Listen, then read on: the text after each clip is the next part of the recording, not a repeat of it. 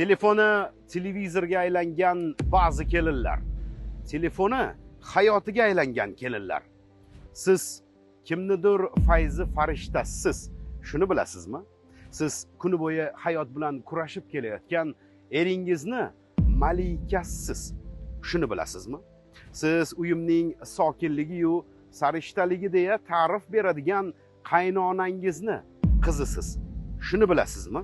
Bolalaringizning asosiy tarbiyachisi sizsiz, shuni bilasizmi?